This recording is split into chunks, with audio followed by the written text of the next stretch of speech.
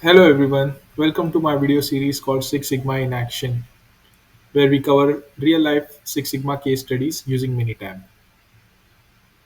In today's video, we will be looking at item and cluster analysis. This Six Sigma case study is about how a service firm tracks and improves its employee satisfaction using item and cluster analysis in Minitab. Just like all our previous case studies, we will be following the DMAIC process here in this case study as well. And first, we enter the design or define phase. We know that the service firm wants to improve its employee satisfaction in this case study. So the management comes up with three factors that would matter the most to employees and along which the employee satisfaction can be improved. Those three factors are empowerment, ease of commute to work, and challenging work. And the goal here is to increase the proportion of satisfied customers in the company. So, seven questions were designed specifically for employee empowerment, and all the 63 employees of the firm were asked to rate their answers from the scale of 1 to 5 for these seven questions. And the range of the ratings is going to be 1, which is strongly disagree, to 5, which is strongly agree, and everything in between. So, in this case study video, we will be showing the processing of data for employee empowerment that comes from this survey, but we would not be showing the data for processing, ease of commute, and challenging work because they are so similar to each other. One could just assume that we have processed those data and get to the final score. After define phase, we go to the measure phase. In measure phase, all the 63 employees completed the survey and the data was collected. These were the seven questions, and the data was collected for all 63 employees. This over here is the ratings that they provided for each question. But if you look at the question, some of these questions are negatively worded. So these needs to be reversed using Minitab calculator such that the higher score always means higher satisfaction. Questions like question number 2, 3, and 6 looks like they're negative. And so all this survey data was standardized and cleaned for further analysis. Next, we'll see how this reversal using Minitab calculator is done. So since we know that question number 2, question number 3, and question number 6 has negative wordings, so we need to reverse their score. For that purpose, we will create additional columns here and reverse their scores. I'm going to call that Q2P, Q3P, and Q6P. All right, and to populate these, we just go to calculator. Results are stored in variable Q2. Here I'm going to get 6 minus, I can select Q2 from here, assign as formula, and so there you will see that Q2P is populated. Similarly for Q3P, go to calculator, and this time it's going to be Q3P and 6 minus Q3, assign as formula, and similarly for Q6P, go to calculator, make it Q6P, Q6 minus Q6,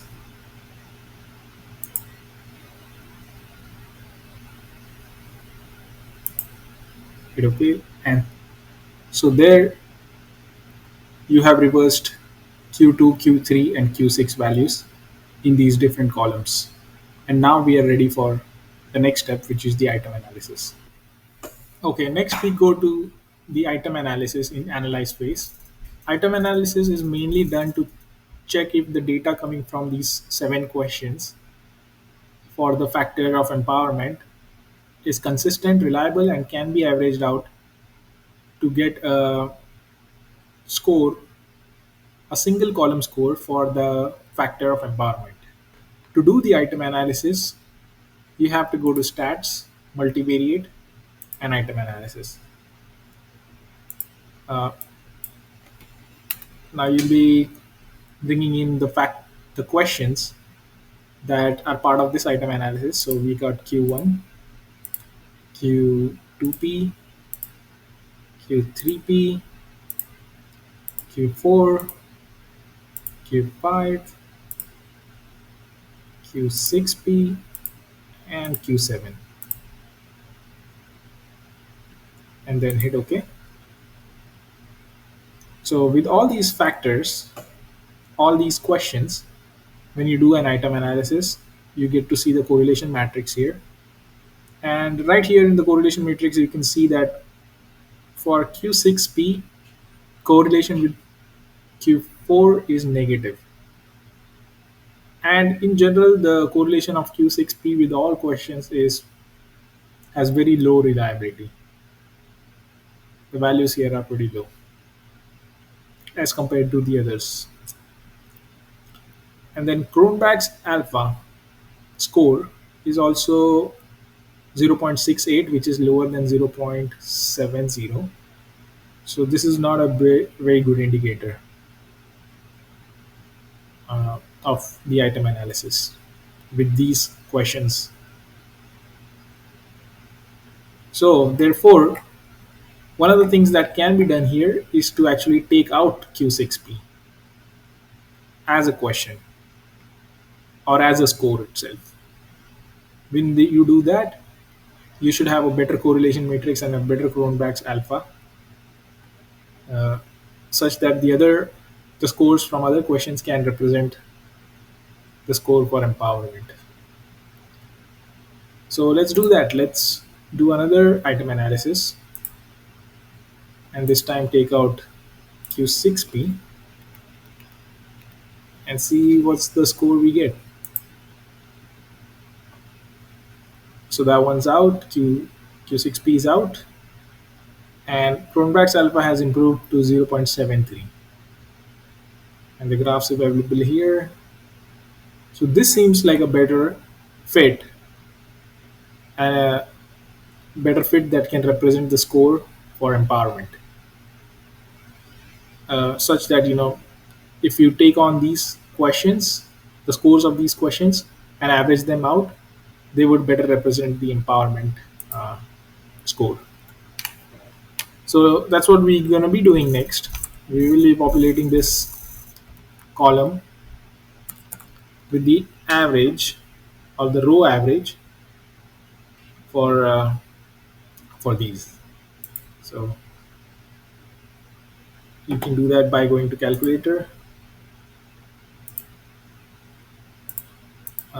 select empowerment, select row mean here. So it's right here, mean row, that gives you our mean, and then select all these factors that we will be taking into account: Q1, Q2P, Q3P, Q4, Q5, Q7. Remember to put these commas in between, and then assign as formula, hit OK. So now you've gotten a representative score for empowerment by averaging all these factors.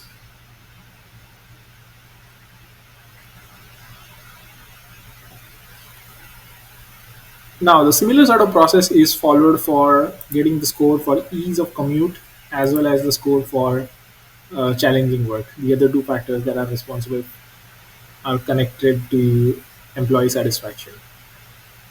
But we won't be doing that exercise right now because it is pretty similar exercise and will be repetitive. So let's just assume that we go through those exercises and get the score for empowerment, ease of commute, and challenging work. And that should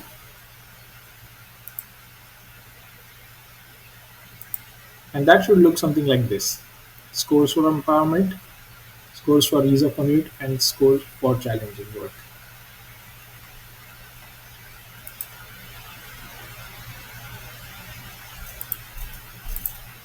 So essentially what we've done in analyze phase so far is done the item analysis, found that Q6P was negatively correlated with others, had lower reliability, removed Q6P, improved Cronbach's alpha to 0.73. This should be 0.68. I think we saw 0.68. And then the final empowerment score was an average of Q1, Q2P, Q3P, Q4, Q5, and Q7. Then uh, we assume that we followed the same process in order to get a similar kind of score, a single column score for ease of commute and challenging work. Next, we'll be doing the cluster analysis in the same analyze phase. Next, we go to the cluster analysis. Cluster analysis is basically grouping employees based on their employee satisfaction score. This helps us understand if, like, is there a majority consensus among how they view uh, satisfaction. In order to do the cluster analysis, let's first create a column called clusters so that the representative cluster can be stored here. Uh, you can run cluster analysis by going to stats, multivariate, cluster observation. Uh, for variables, you can select each of those variables, empowerment factors, ease of commute and challenges. Oh, I mean challenge.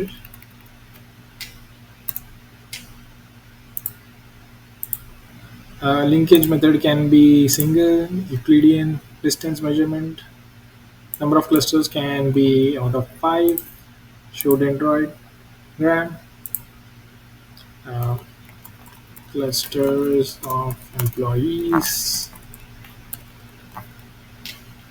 distance, and okay. Storage can be in clusters. Okay, we don't need the measurement.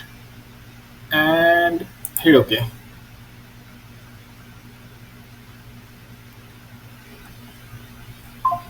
So this here is showing the graph. Seems like majority of them fit in one cluster. We'll see the number here. 53 fit in one clusters, 7 fit in cluster 2, and 3, 4, and 5 had just one person. So so that's good. Like majority of the employees think the same way about employee satisfaction. 53 out of 63 think the same way. And that is basically the conclusion of cluster analysis. What did we find out from cluster analysis? That we used 53 out of 63 employees fell into dominant clusters, and this shows a clear common pattern in satisfaction. Next, we go on to the final phase of improve and control phase. So our final phase is improve and control phase. Because we found that 53 out of 63 employees fall in the same cluster, the management decides to brainstorm with all employees together. They don't have to divide and conquer, and brainstorm to find potential improvements with respect to the three factors they have decided: empowerment, ease of commute, and challenging work on. And they'll be implementing whichever option is most economically viable for them. That's part of the improvement. And for control, the management decides that they want to continuously collect feedbacks from employee for future so that employee satisfaction can be continuously improved and controlled. And that essentially concludes this chapter 6 for item and cluster analysis. Thank you so much for watching, and I'll see you in the next one.